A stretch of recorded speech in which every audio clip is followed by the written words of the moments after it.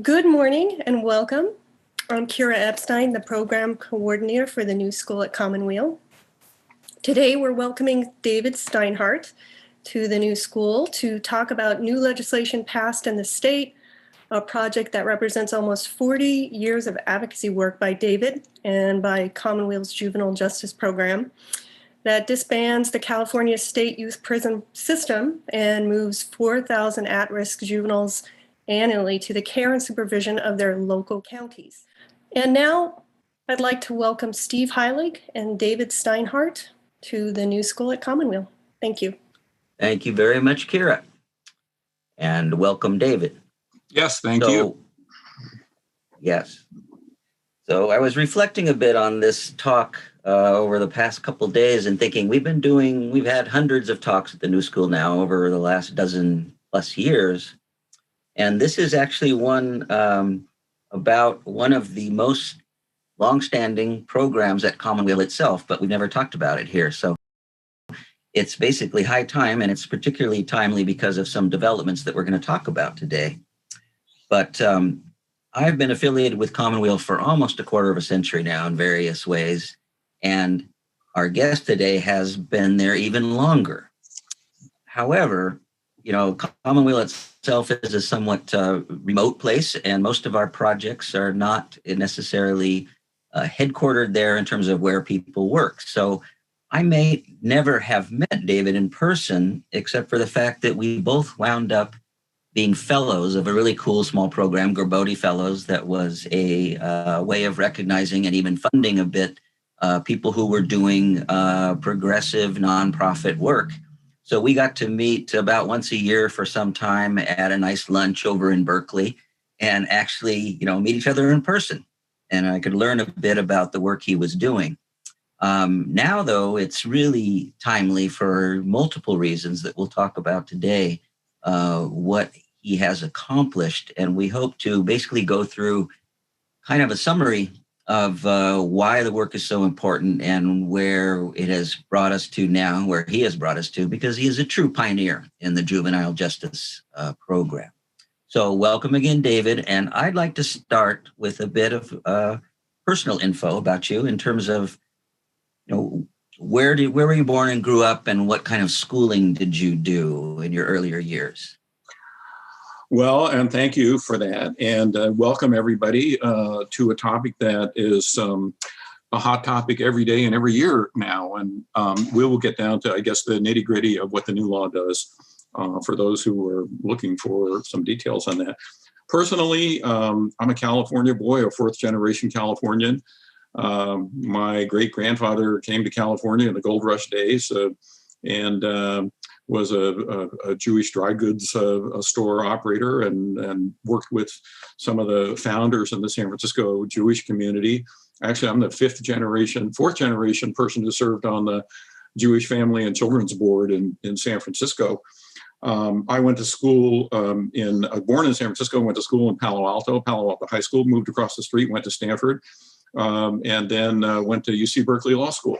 So that got me through my education and out into the world of work, which was a very challenging move in itself back then. So you came out of Bolton. Where did you first start working? My first boss was Melvin Belli, and many of you will be too young to know who that is, but he was a lion in the legal world, a famous trial lawyer and a character who wore fancy suits and cowboy boots and moved the law of trials and trial evidence in a very important way. So it was a plaintiff's practice, a combination of criminal law and civil law. And he was so famous, my job was to sit in the front room, 100 people lining up every day trying to get Melvin Belli to be their lawyer, and we would filter the cases. And then occasionally something wild would happen, like the Rolling Stones would come along. But I was not really happy being a plaintiff's lawyer and working in that legal world. I graduated from law school in 1968. I took the bar exam during the Yippee convention in Chicago, for those of you who remember what that is. Bobby Kennedy had been assassinated 2 months before, and Martin Luther King before that. Many of us coming out of law school in Berkeley were looking for something grand and noble and idealistic to do. So my time working for the famous litigation lawyer was interesting, but wasn't fulfilling in the way that I wanted. And so I ended up moving on. And what triggered that? What was your first exposure to the issues that you ended up taking on? Well, like so many people's lives, it was just an accident. I was just looking for something that I called noble. And I took a job. I quit working for the big plaintiffs firm. And I took a job for $14,000 a year working for something called Social Advocates for Youth. And I was their lawyer, and I started defending kids in juvenile court. And it was like a wake up. It was just so refreshing by comparison to what I had been doing before, because the juvenile court was not perfect, but it was about redemption. Instead of clients who, I would visit in the San Francisco jail, adults, and they would view me with as much hostility as their lawyer as they viewed, the judge and the prosecutor. Instead, it was a system that was about coming up with a resolution for each kid that was tailored to the kid.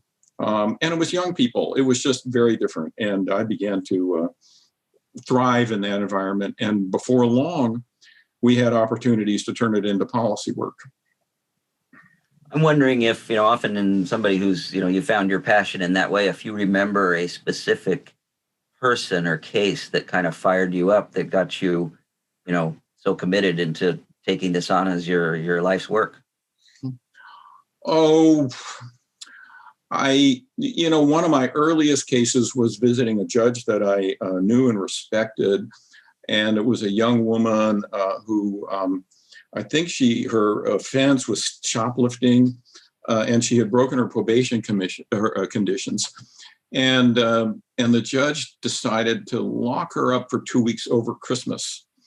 And I was sitting in the courtroom thinking, are you kidding me? And she cried, and this was just punishment for a curfew violation or something like that. So while I thought the juvenile system was about redemption and helping kids, there were elements of it that were just so disturbing. And I remember that case early on as one. They kind of dragged this young woman out and locked her up in a juvenile hall in Santa Clara County. So I remember that. There are others too. Well, yeah, and that was only 2 weeks is, basically nothing compared to what a lot of people have suffered at that age, right? Well, at the time, we're talking now 1970s, and California was locking up just thousands and thousands of kids. We were locking up kids for running away from home, status offenders, for curfew violations, truants. I remember the number 107,898 in I think it was 1978. We locked up 107,898 children for non-criminal behavior like running away from home. And at the time, the federal government had come into the picture, adopting in 1974 the Juvenile Justice and Delinquency Prevention Act, which called for states to stop locking up runaways. And the progressive movement began federally and then seeped into the states. We were locked, and the Youth Authority, will get to that. The system that's now going to close down. We had kids staying for 3 and 4 years at a time in California, well over the national average. So it was a lock 'em up time, and we were a lock 'em up state back in those days. So I'd like you to, in as many words as you wish, if you could basically state the problem, what was the setting that you saw and many others saw as wrong? What was the main issue you were address? It kind of divvied up into segments. When we were talking about programs for runaways, we were talking about kids who had behavioral problems that were susceptible to treatment and to more benign outcomes than being locked up. But when you look at what was then the California Youth Authority, our state training school, it was a different picture. And it was very interesting. I came to Commonweal in 1992, but Commonweal had already for 10 years been working on a whole policy effort around the California Youth Authority, the deep end of the system. So I mean, I want to talk about some of what Michael Lerner and Steve Lerner did in those days, early on. And you said, what was wrong with the system? I don't want to talk too long on one answer, but just some of the basics. In 1941, California adopted the Youth Authority Act and created a state training school system that was actually relatively benign and offered education and programming to kids, and was thought of as an advanced model in those days. It also took young people out of the adult system where they were just going to prisons and jails, and put them at older ages than even now into a treatment milieu. But after 20 or 30 years, the system started to turn ugly. It began to grow out of bounds. The politics, the right-wing politics of criminal justice began to get in the way. And so we saw kids being locked up for low-level offenses in institutions that were huge, but warehouses, 700 kids in dormitories, and kids who were taken, far away from home. And the character of those institutions was just getting horrendous. There were institutional incidents of violence, staff-on-staff violence, kids beating each other up. If I can screen share, here's a sort of was an emblem of those days, which is the cages. So this is an example of the side of what was the California Youth Authority at the time. So these cages were used to sort of hold kids being moved between cells, and they had little student desks in there, and they were locked in. I mean, this is just kind of a sort of a little vignette of how kind of awful the thing had become. I mean, there were other problems as well.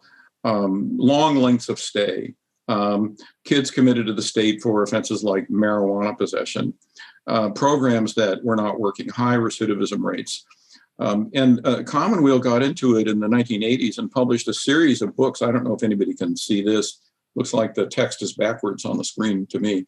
But Steve Lerner, Michael's brother, actually spent time in the California Youth Authority and documented the conditions that were just inhumane for kids beating each other up at night. So the Youth Authority started out as a positive experiment and kind of went downhill over the years and kind of stayed that way for a very long time. And then, advocates on the outside, Commonweal and others, were calling for reform. So we published a list of demands in another book that was co-written by Steve Lerner and Paul Jamiro in the 90s, calling for nonviolent kids to not be sent to the California Youth Authority, for the institutions to be downsized to smaller institutions. And so there was a pitched battle between the advocates and lawmakers and governors at the time. And we saw no movement for many years. So when you got into this in a really substantive way, what were the first kind of goals that you had in terms of policy and law changing better?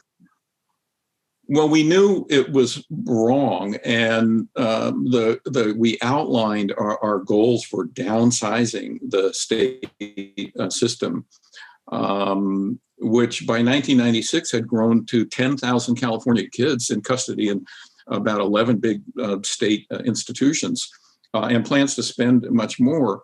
So we called for lowering commitments. We had some counties that were sending many more kids relative to others into the state. We called for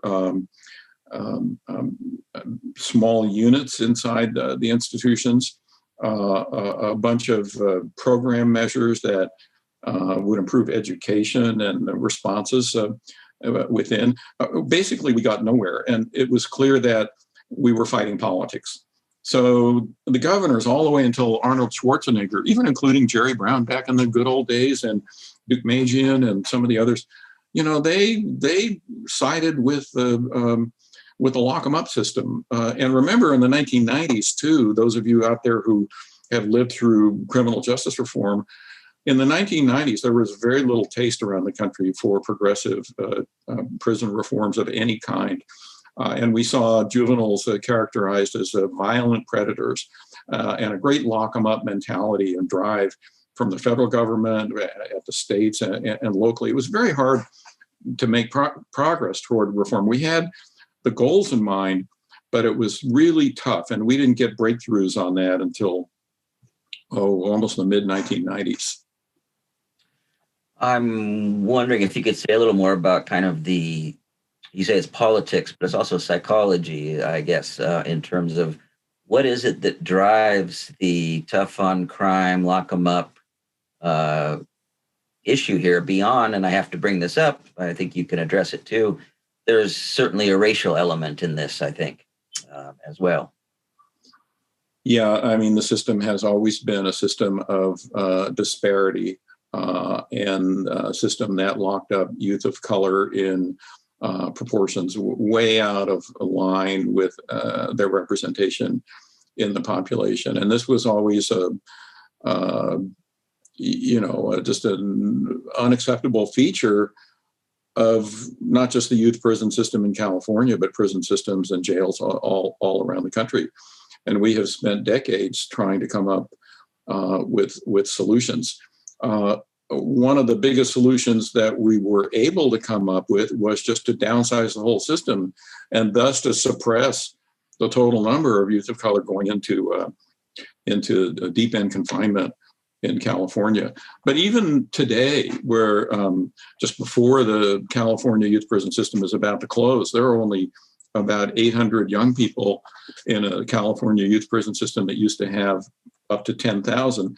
But 55% of those young people are Latino, and something like 25% are Black, which is 3 or 4 times their representation of the population.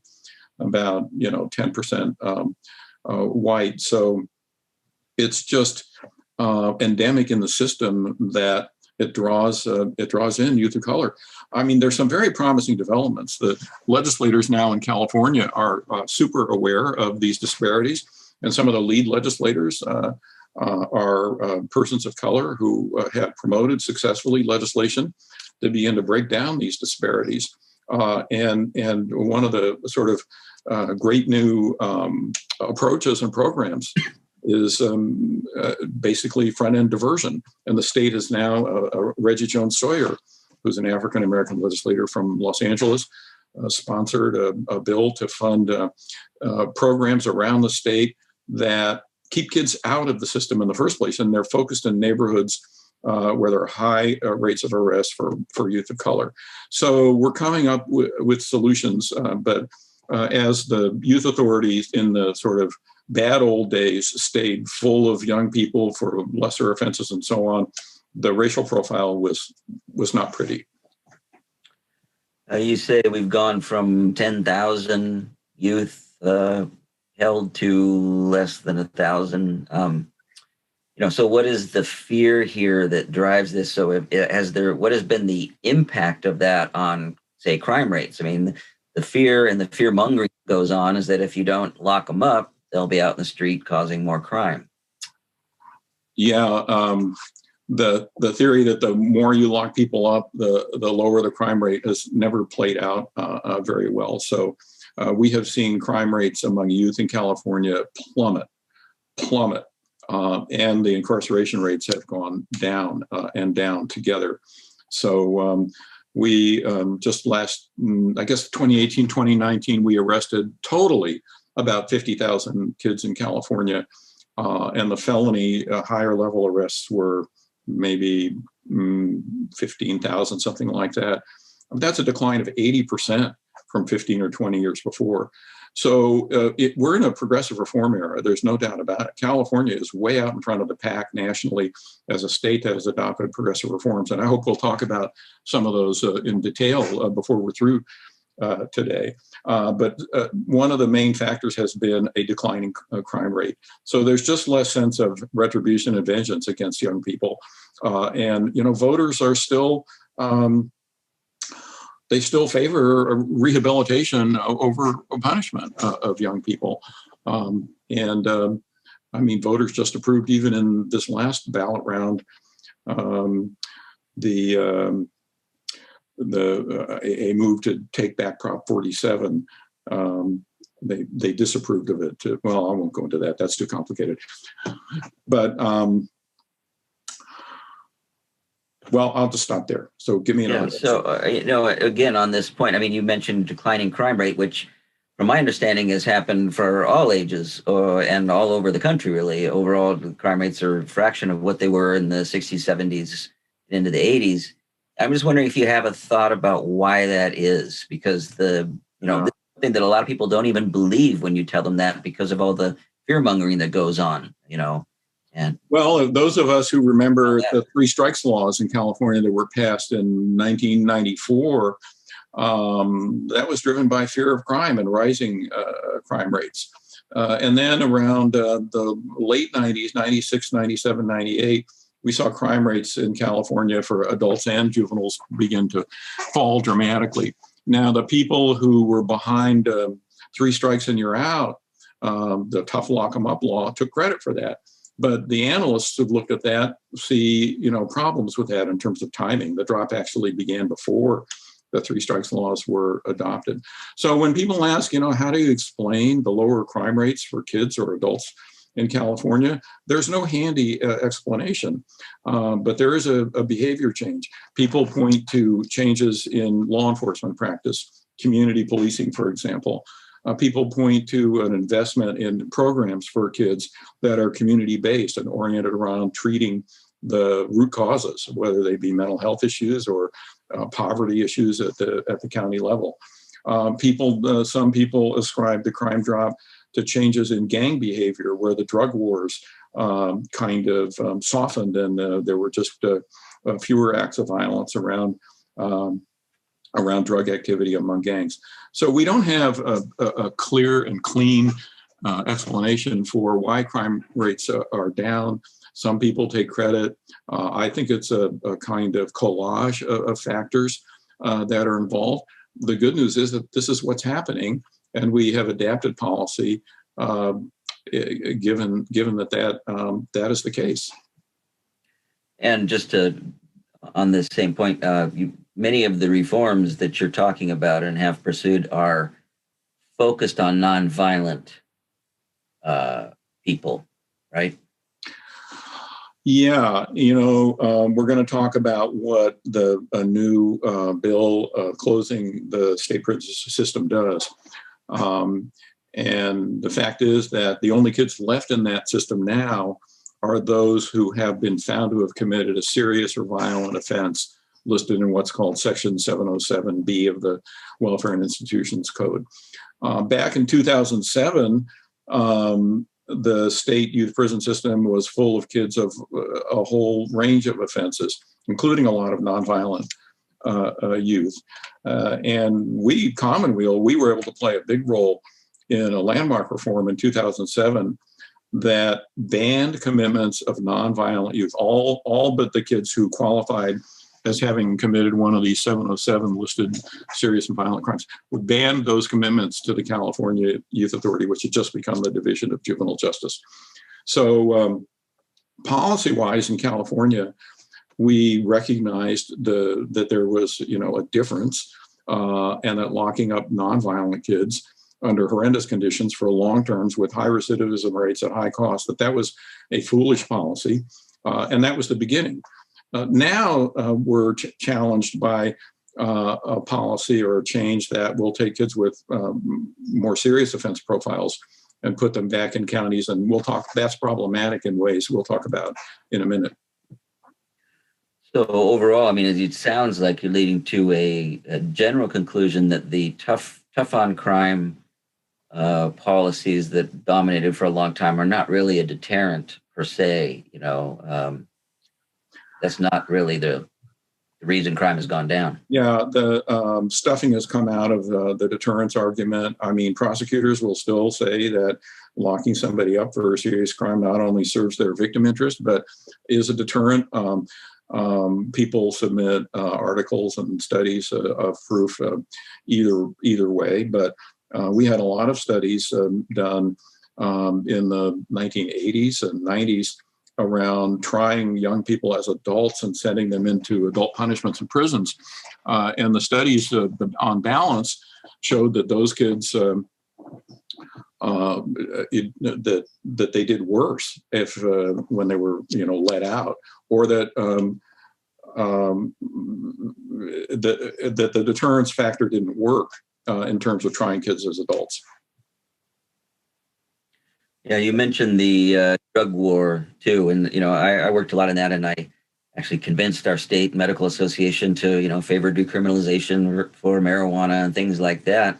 And the argument that really took hold there among a lot of people, a lot of the physicians in particular, was that if somebody's breaking the law by just using whatever drug it was, putting them in a system with a lot of more experienced and seasoned and more, perhaps serious criminals was the last thing you wanted to do in terms of training them to be worse off, So that is gladiator school. We weren't arguing that drugs were good, but that this was the worst way to address that.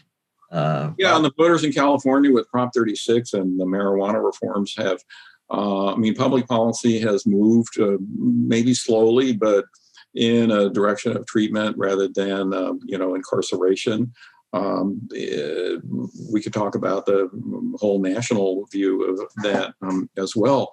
But the gladiator school element you describe is real, taking somebody with either a drug habit or maybe even a sale history.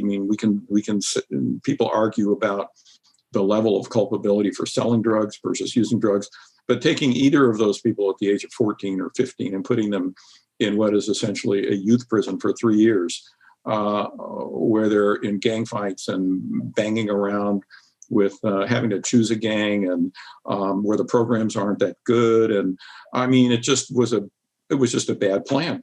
It was a bad plan. And we're going to do better now. One more then we'll get into your specific laws here too. In that context of arguing about the drug war, et cetera, I ended up with a somewhat cynical point of view that a lot of what was driving the incarceration, the prison industrial complex, as it's been called, was money. One of the most active lobbies in our state, in California, is the Prison Guards and Prison Employees Union, and they fight any lessening of, in my understanding, they fight any lessening of penalties because it keeps the bodies flowing through their system, and that's how they're funded and are employed, et cetera, et cetera. So I came up with the impression that they didn't care about the actual crimes or the drugs or anything like that, but it was about, keeping the cash coming through. Have any feelings there?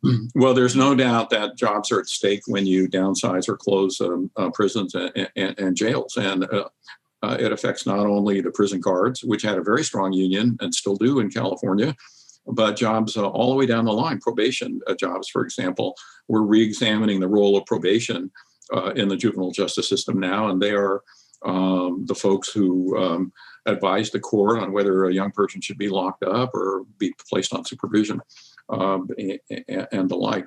The CCPOA, the guards union in California, definitely was a stalwart of support for keeping the youth prison system open for a long time. But I have to say they were not unreasonable, and they kind of came around to not opposing the downsizing in 2007, the significant downsizing. Arnold Schwarzenegger was governor then when we adopted the law that said you can't send nonviolent offenders to the state youth prison system anymore. And the head of the guards union, I'm sorry, I can't remember his name, actually went and visited Missouri, which had a model youth prison system, and came back and said, okay, we'll adapt to this. And they talked about moving jobs from youth counselors in CYA institutions that were going to be closed over to the adult system. So, the money was involved. Another angle that's always kind of a hot button or issue is the use of private prisons run by corporations. And as California has had to downsize its adult prison population in response to court cases through realignment and other measures. There's been an issue about using privately run, corporate run prisons to take some of the people offloaded from state prisons. And in the youth sector, we've had examples of privately run outfits, Rite of Passage, the old Arizona Boys Ranch, and so on. So that's been a checkered history as well. And in fact, some of the new legislation, Senate Bill 823, contains a provision that the funding provided by the legislation cannot go to a private corporation whose main business is locking people up. So that's a good segue. Let's get into this landmark new legislation. How did this begin? Let me just ask, I thought of one other thing, if you don't mind, I'd like to add. Oh, yeah, go ahead. We, just in terms of, first of all, a lot of our work at Commonweal was not just in California, but also national. So for many years, we were funded by the Annie Casey Foundation to be prime advisors on detaining kids, locking them up before trial and after trial. And we became kind of by accident national experts on detention risk assessment. I know I in the Annie Casey years, or 20 or 30 years that we worked with Annie Casey on the Juvenile Detention Alternatives Initiative, which was the gold standard on detention. And I traveled to 30 different states to train judges and police and probation people on detention alternatives and the use of risk instruments. So, nationally, we saw some very positive movement from the 90s and onward. And then I want to mention one other big national development, which was the National Academy of Science doing a study on kids and crime. And they came out with a report that documented the brain science of adolescence and its relation to crime. And so, they said, and many of you out there watching this know this, but they documented, had presented evidence that young brains do not mature until age 25, and that behavior issues and mistakes need to be weighed in relation to maturity. And the United States Supreme Court embraced that body of science nationally to create new limits on life terms for people whose crimes were committed as juveniles. And so we have seen that developmental science and that brain science adopted nationally and in California in a very, very big way. And it's been an important driver of reforms, including the one we're about to talk about.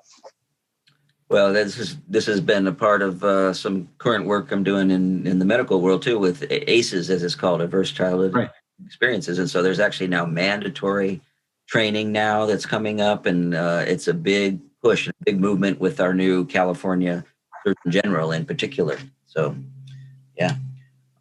So the new law, how did it get initiated? Well, in a way, it's a culmination of 20 years of trying to prove that locking kids up in large warehouses far away from home with insufficient programming and in prison-like conditions is wrong. So it really took us quite a long time to get to this point. But we had milestone changes in 2007, I've already described, nonviolent kids out. And then now, let me just, if I can, go to screen share for a second. Here you can see what's happened in California in terms of its state youth prison system. And you look back in 1996, we had nearly 10,000 young people locked up in 11 large institutions. And right downhill, here's the reform I talked about in 2007, where nonviolent kids were removed. And here we go down to what we have today. And it was in this policy range, 2004 to 2008 and 9, that we had a great surge of interest in the legislature among progressive legislators to stop the madness in the California youth prison system. Actually, the reform began, I'm going to go back here to 10,000, when we had 10,000 kids in the California Youth Authority. Part of the stimulus for that was that it didn't cost counties much at all to send a young person into the custody of the state. It was cheaper than keeping them locally. And so a reform adopted back here that was very tough fought was sliding scale, where we began to charge counties more to send kids into the state youth prison system.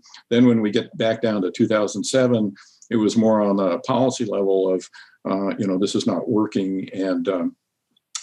And so we downsized.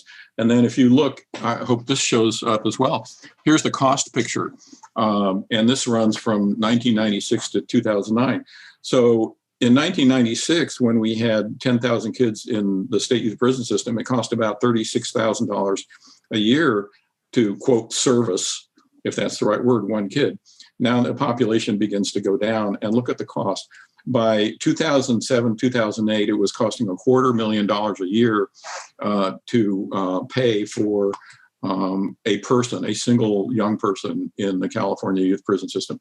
And because they stayed for an average of 3 years, that was $750,000 per sentence. And for what? For a recidivism rate that ran about 2/3 after they were released. So those are some of the cost factors. But in terms of that's when you've heard a lot of people. I remember people saying, "Well, it'd be much cheaper to just send them all to Harvard." Right. That was a byline that was adopted by a number of people.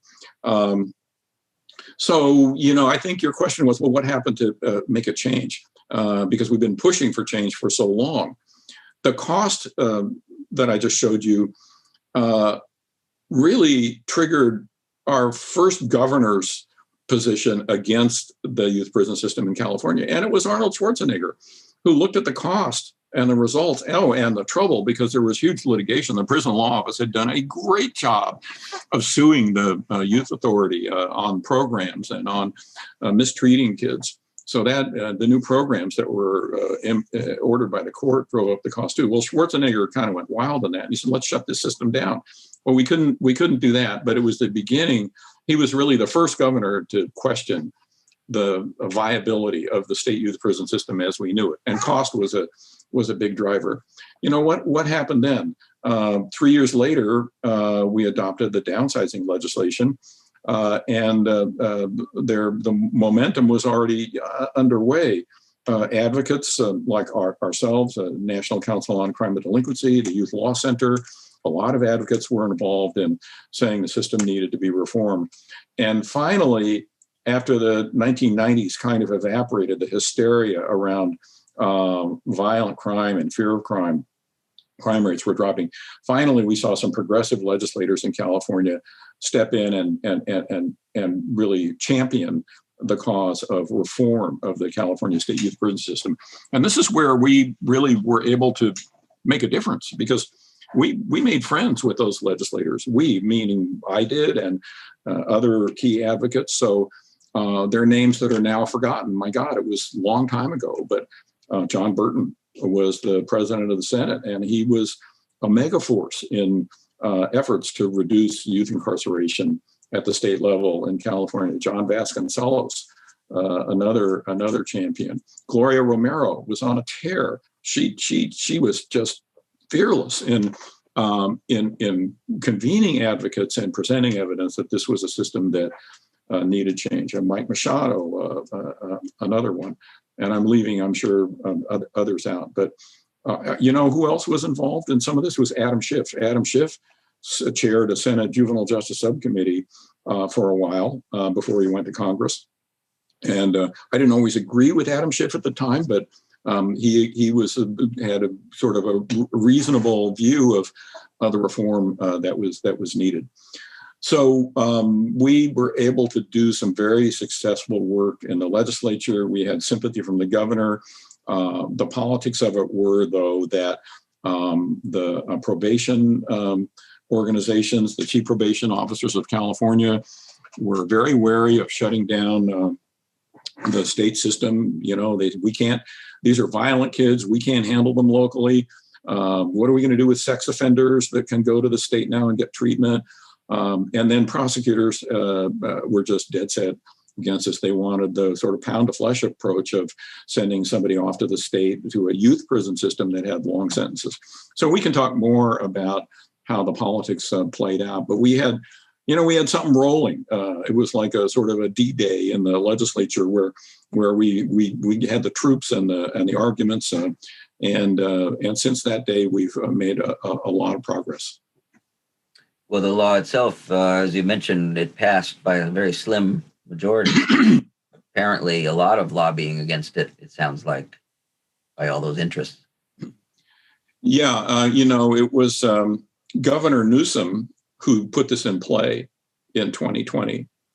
And he came out in May. I mean, this is in the COVID year, in a budget year where money was tight, where mega millions were being spent in state dollars on getting masks into California and so on.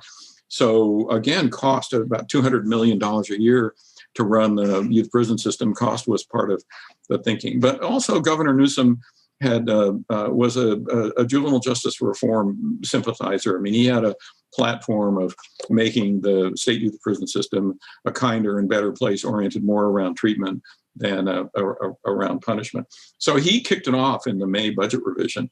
And it was over a span of only a few months that the youth prison closure bill, the Division of Juvenile Justice, DJJ, we call it DJJ, Division of Juvenile Justice. It was only over a span of a few months that the DJJ closure bill, got its legs and was adopted. And it was sort of a three-pronged battle between legislators and advocates on the one hand, the governor's office in the middle, and the forces against closure, probation, law enforcement, prosecutors on the other. And we tilted over months and months and had competing versions of the bills. But, the case against closure was a strong and sometimes emotional one. So there aren't many homicide kids in the state youth prison system, but there are some. What are we going to do? What's a county with no facility going to do with a kid who commits a murder or another violent crime, rape? Most of the kids in the California Youth Authority, DJJ, are there for armed robbery and aggravated assault. But even those offenses are viewed as public safety issues for counties. So that was one of the arguments against closure.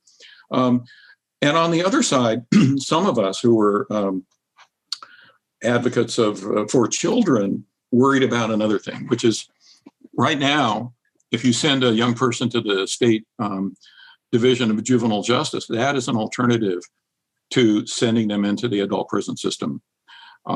So it's really offense-based. You qualify for being sent into the adult prison system, tried as an adult, if you're 16 or 17 and have been accused of a serious or violent crime, which is the same list of crimes for which you can be committed to the state youth prison system.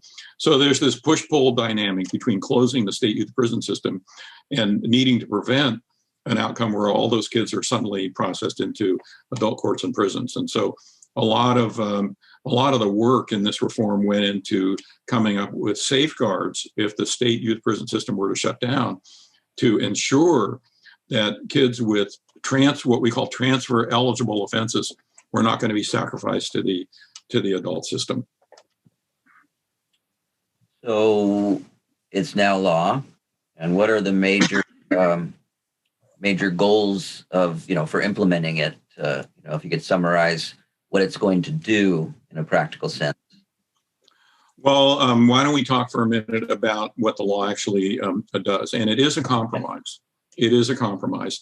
I was going to finish that little story about the difficulty of getting it through the legislature by noting that the deal was reached between the governor and lawmakers about a few days before the end of the legislative session, and it was put into print. And the bill, Senate Bill 823, to close the Division of Juvenile Justice, passed by a margin of one vote, 30 minutes before midnight on the last night of the legislative session. So it was very close and very tight. We'll see. So let's talk for a minute about what it does, and maybe a little bit about what was taken out of it and what it doesn't do, because it is not the full-blown reform that a lot of advocates had hoped for. Again, it's a compromise. But the basics. Number one, the Division of Juvenile Justice, which now has about 800 young people in it, will stop accepting commitments from counties on July 1st of 2021. Intake, it's called, will close. At that point, counties will have to come up with their own dispositions for young people that they would have otherwise sent to the state. So that raises the whole question of, well, what is the county's capacity to deal with or to serve a young person who can no longer go into the state system? There's a little exception. Kids who are eligible for transfer can still be committed to the state beyond July of 2021 and until final closure. And that's seen as an additional safeguard against sacrificing kids to adult court if there is no DJJ available.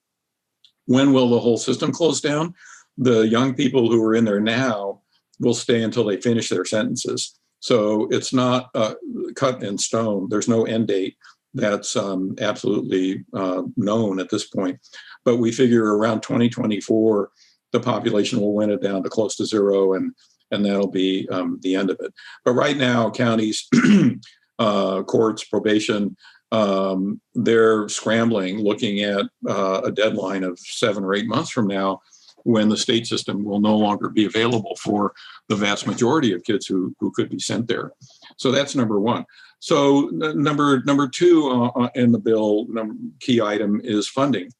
The state, the deal that was reached depended on the state providing funds to counties based generally on the savings from closing the state system, funds to counties that would support dispositions, alternatives, facilities, and programs for realigned youth, and it is about realignment, who can no longer go to the state. And so a realignment block grant is included in Senate Bill 823 that will rise to a level of $200 million per year statewide. And there's a formula for how it should be distributed. And then counties have to apply to the state for those funds and submit plans as to how they're going to handle these youth that can't go to the state anymore, how they're going to handle them at the local level. But every county is in flux right now trying to decide what to do. First of all, they have to look at their caseload. LA sends half the kids to the state, and they're looking at converting an unused county camp to a more secure facility. Other counties have no facility and don't know what they're going to do. And so there's a great unresolved discussion about regional facilities or regional sharing agreements. Other questions are in play and unanswered. The state has a sex offender treatment program, and there aren't many alternatives to that in place at the local level. So if you have a young person with a sex offense that would have gone to the state where there was a not bad treatment program, then Howard County is going to make up for that. Kids with serious mental health disorders and violent offenses going to the state, counties need to come up with solutions they may not have right now for that. Girls, there are about 25 girls in the population. They're at Ventura. When that closes, where are they going to go? So there are a lot of implementation issues around this, and the money is from the state is designed to cushion the blow and solve the problem. But we really haven't solved it yet. A third element of the bill has to do with something I already mentioned, which is guarding against transfers of kids who were formerly committed to the state into the adult system. You know, if you're convicted of a crime in the adult system, you go to the adult prison system for the full term. So you could be there for 10 or 20 years on string of robberies, or, well, probably not that long, but anyway, you're in the prison system for the full adult term. That's why the juvenile system is a benign alternative. The longest you could be housed at the California Youth Authority or the Division of Juvenile Justice is to age 25.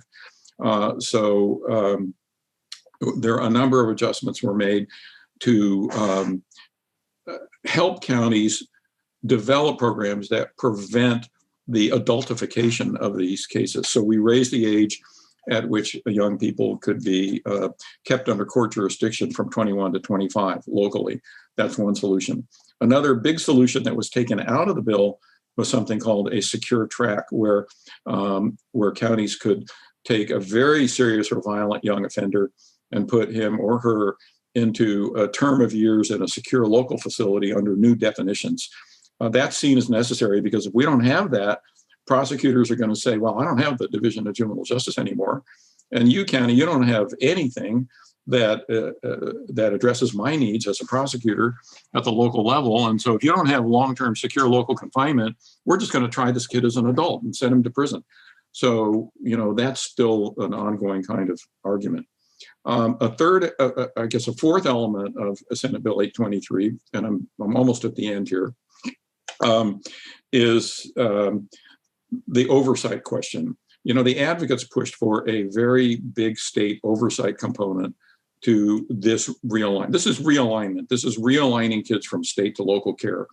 And advocates, and I was on the advocacy teams advising lawmakers on this, wanted a new Office of Youth Justice in the Health and Human Service Division, so that the oversight of county programs under realignment would be operated through Health and Human Services, not through the Corrections Department anymore, and that there would be very strong oversight functions. And that got into a huge battle, especially with probation, who takes the view that if you're going to realign cases from state to local care, probation, we know best what to do, and don't tie our hands, don't make us adhere to cookie cutter programs and rules and regulations that may not be suitable between counties and so on.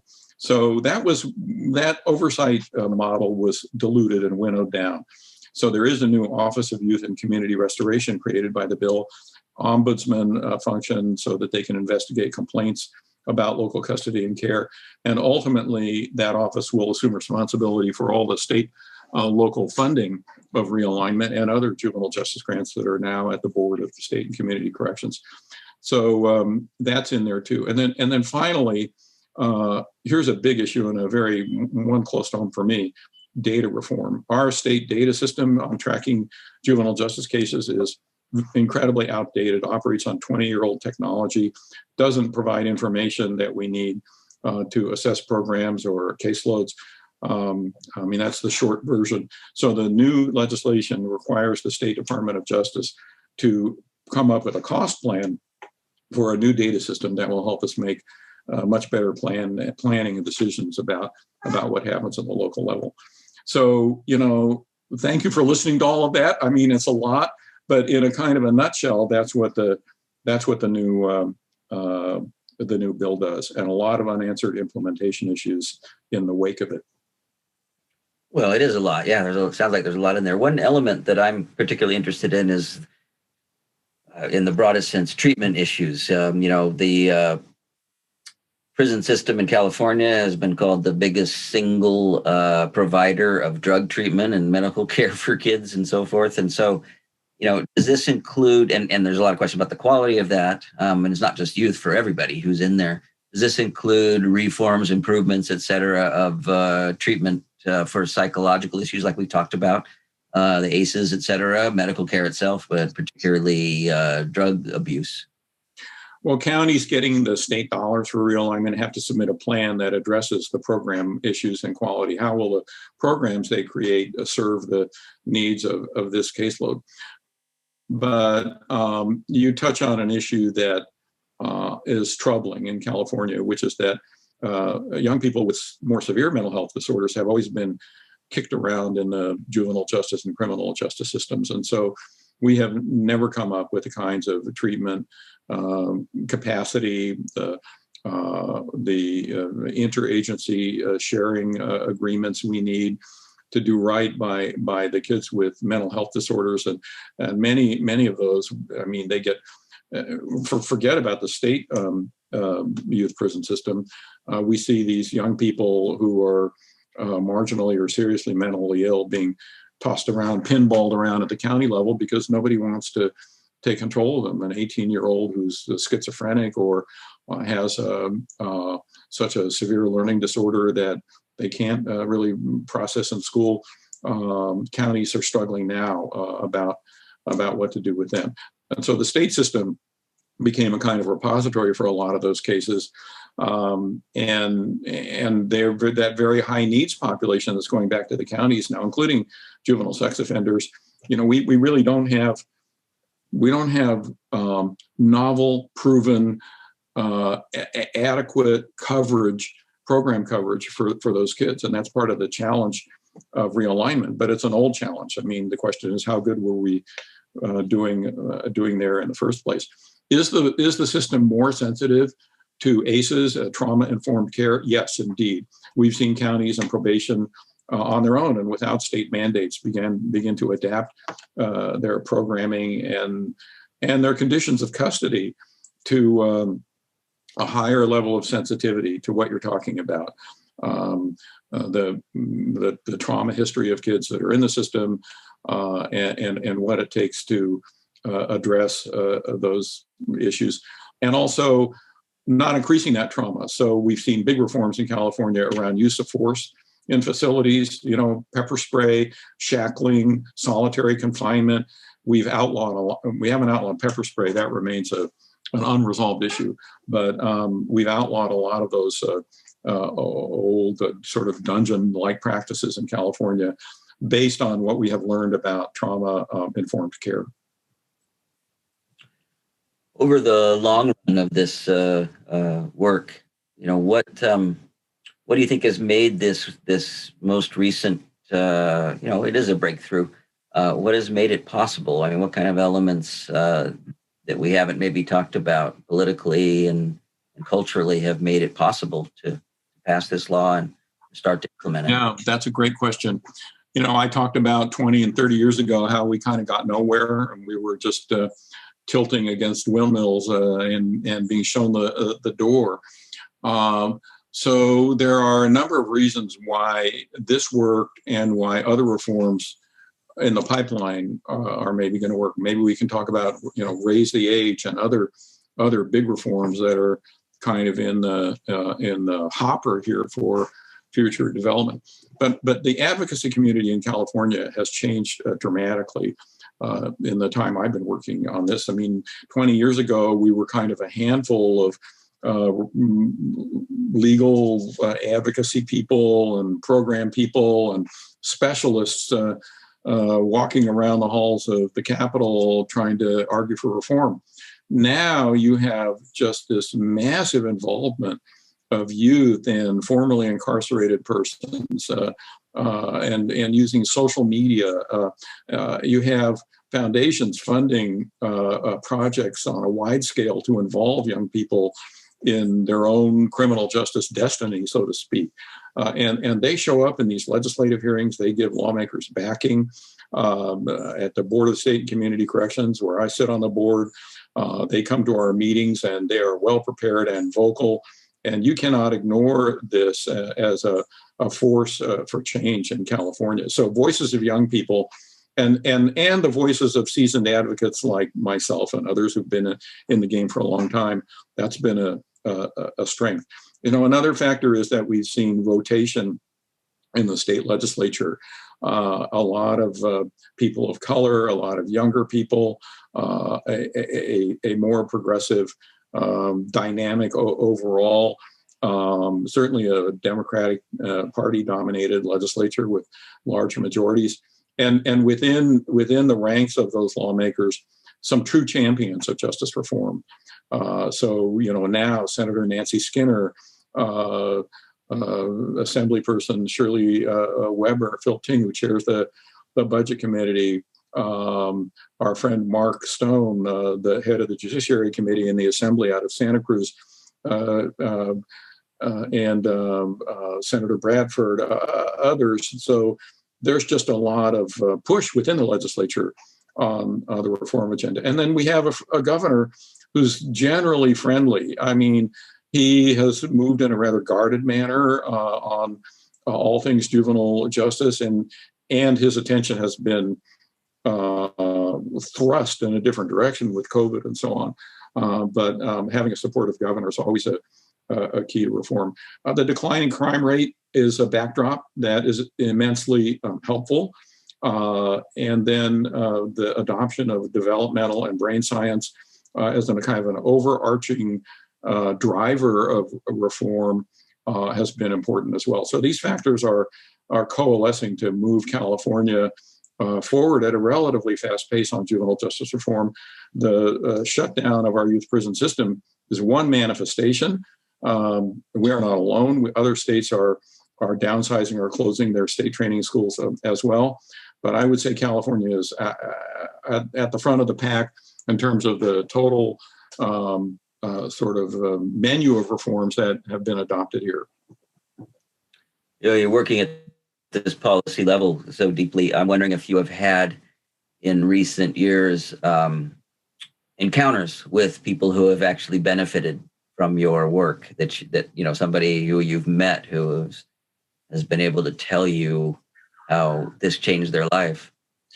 Well, there's no substitute for going into a facility, incarceration facility, and talking to the young people who were in there and why they got there. And, you know, you get this view that from the outside that they're a bunch of hell raisers who deserve to be locked up. And then you go and hear their personal stories. And it's always very, very moving.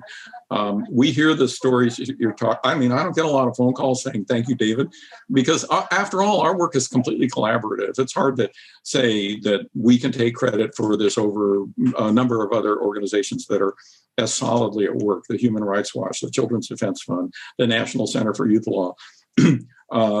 What you do see there is younger advocates. I mean, I've been around for a long time, but I'm one of the older guard. I mean, I know my stuff, but we look forward to the day, which is happening now, when younger advocates develop the skills and apply them, as they are doing, and kind of take over wherever we may eventually leave off. One of the stars in the new ranks of advocacy is a guy named Frankie Guzman. And Frankie is a lawyer at the National Center for Youth Law. And he is a force in youth justice reform nationally and in California. And Frankie's story is that he spent 6 years in the California Youth Authority, locked up on a robbery offense, and was put out on the street with nothing in his pockets, as he will tell you. And he climbed his way up through law school and now is a prime advocate of reform. And Frankie and I walked the halls of the California legislature in 2017 and visited, if there was a door we didn't knock on, I don't know where it is, in a successful effort to rewrite the law of juvenile record sealing in California so that kids with serious offenses, after they had done their time, could have their record cleansed and actually then could apply for jobs without punishment and apply for housing and so on. So Frankie to me is a model for that you look to and you say, well, wow, you know, here's a guy who was incarcerated for a serious offense, became a youth advocate and a lawyer, and is doing good for so many other people. I look at that and I say, that's thanks for me.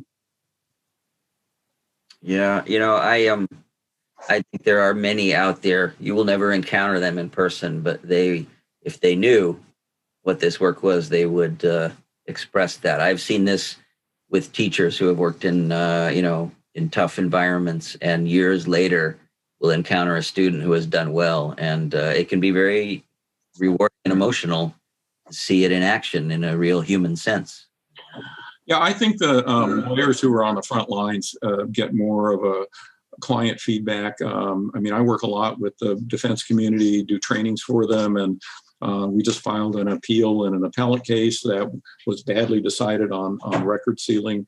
They're the ones who get the thanks when the right things happen. I mean, I've been working for the last 15 or 20 or more years on a kind of more rarefied level of the state policy, where I interact with those people, particularly in testimony situations, and a lot through the Board of State and Community Corrections. I'm not certain I miss the one-to-one casework, which is just so difficult in the trenches of the court system, where you're trying to do the right thing by kids. But that's where the thanks come, I think, to the defense attorneys and sometimes to the prosecutors who do the right thing. Yeah. So we've talked for over an hour here. I just wonder, we have a couple of questions on the chat. I think we started with this one was directed to you, which was, what drew you personally to juvenile justice? I think we talked about that, but another one is, what are some of the policy priorities in the next coming years? You know, what's the next steps in this regard for you? Well, I mean, I am constantly amazed that the train doesn't stop in California and that we are moving into ever more progressive zones. And in a way, we're maybe moving faster than the capacity of agencies and community agencies to respond. So as we de-incarcerate California, if that's what we're doing, we want to be sure that the public agencies we have in place and that the private nonprofits that are in the business of helping young people, that they have the funding and the capacity they need. So there's a lot of work to be done to build that capacity. I mean, we have multiple efforts to enhance and increase the role of community-based service providers in serving young people in the communities that they come from, reuniting them after their justice system experience with education and jobs and so on, not sending people away to big institutions halfway around the state. But again, there's a capacity building challenge there, and we'll continue to work on that. A front-end diversion from the system. We had started to invest in programs that would just keep kids out of the system who were being kind of over-funneled into it.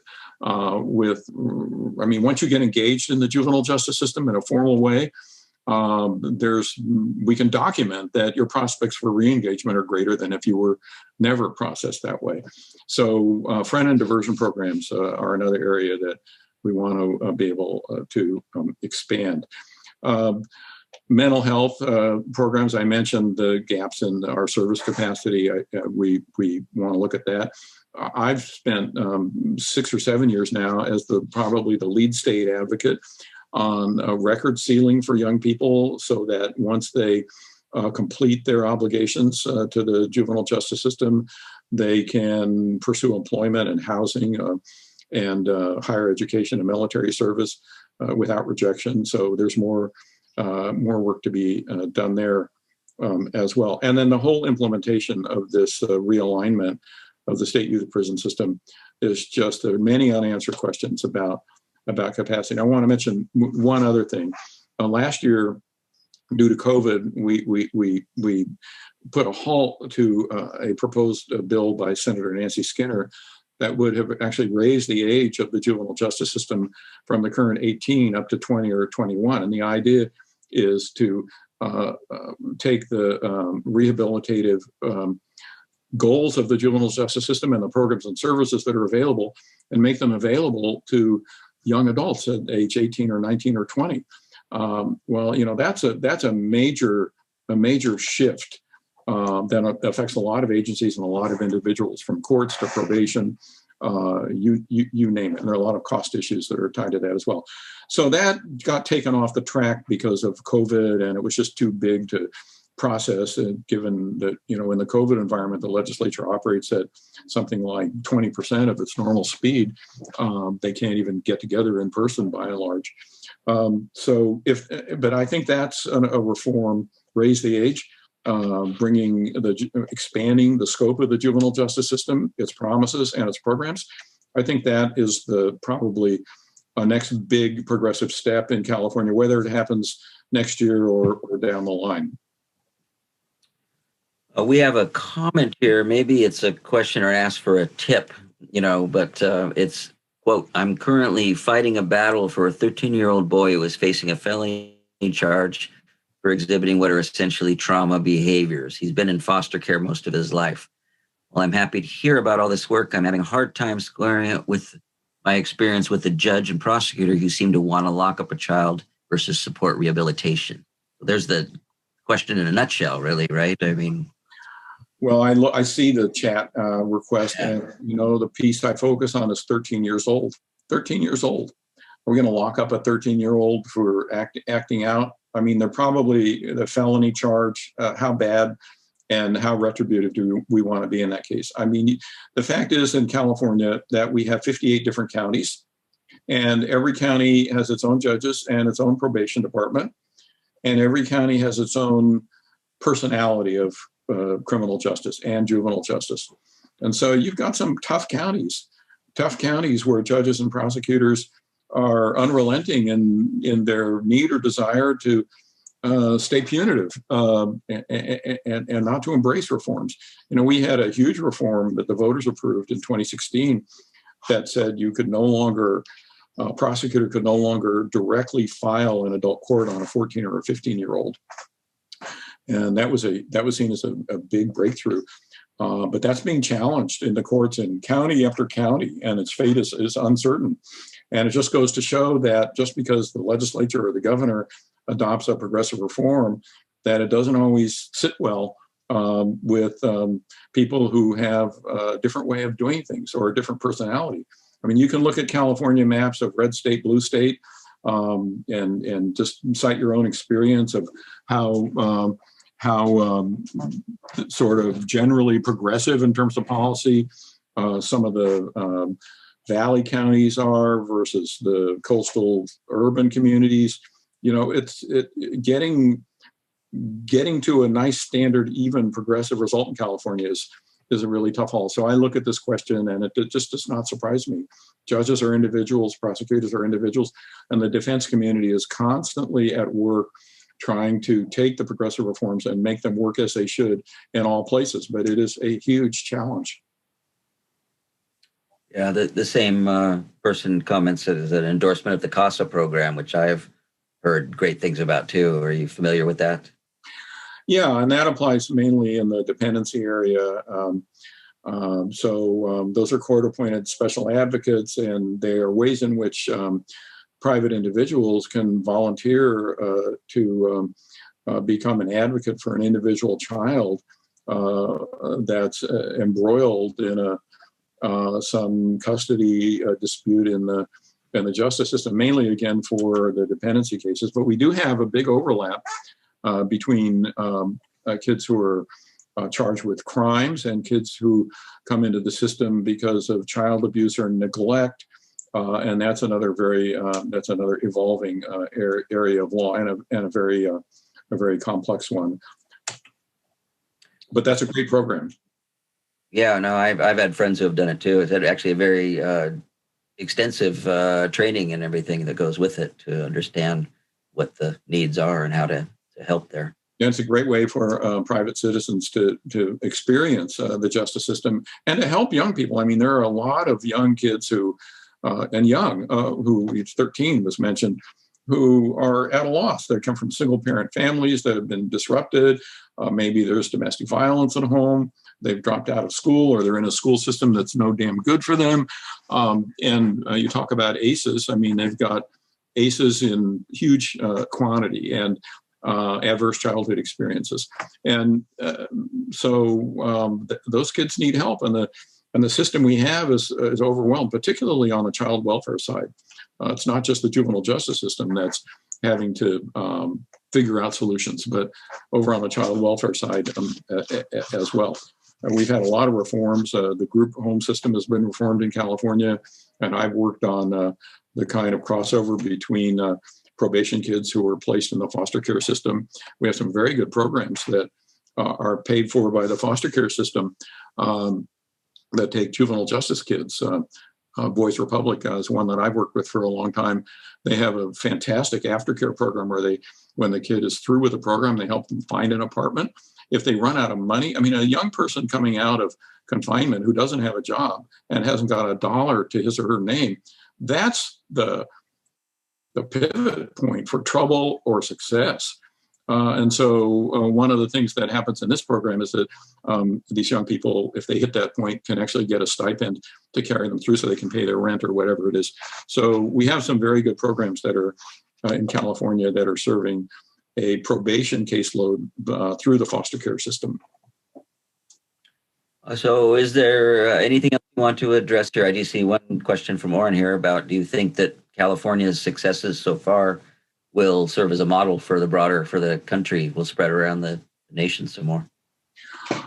Well, I think we're in the lead. I hope I'm not bragging too much, because there are many other states that are doing, great things on their own. In fact, California was not the first to begin to close down its youth training schools. That movement began in Massachusetts and Pennsylvania in the 70s before we were able to make progress here. It's promising that the courts have embraced developmental science. And that it has spread through the states as a kind of guiding light for reforms at the local level. We've seen incarceration levels around the country go down. But I'm very proud of California and where we've been able to go, point by point, whether it's solitary confinement or closing down what was the state's largest youth training school, or reforms in education, which we really, didn't talk about today. The record sealing reforms I've mentioned. You can't lock up a truant in California anymore. We used to lock up kids for not attending school. You have to use another pathway. So all in all, our record of reform has been really quite astonishing, and it's something to be proud of, and it's not over. So, you say you're not bragging, but I think you've laid out here why when I hear Michael Lerner and others and myself, even we talk about what Commonweal does, your program is one that we brag about the most. Well, a lot of people hope we deserve it. Yeah, hopefully so. So, David Steinhart, thank you very much for doing this today. It's an honor and really astonishing work in the broader sense of some of the biggest problems impacting our culture and our state and beyond at this point. So I'm going to turn it back to Kira here. But again, thank you very much. Thank you, guys. Thanks, everybody, for watching. Kira. Yes. Hi, Steve and David. Thank you so much for this conversation. And David, thank you for putting a personal face to this story. It's so important. And for all of your work through the years advocating for the youth of California. Again, we'll have recordings produced of this conversation available in about a week. Please consider making a donation to help us keep those programs going. Each donation is so important to us. If you've already donated, thank you so much. And we hope to have you at another event with us soon. David Steinhart and Steve Heilig, thank you for being with us at the New School at Commonweal.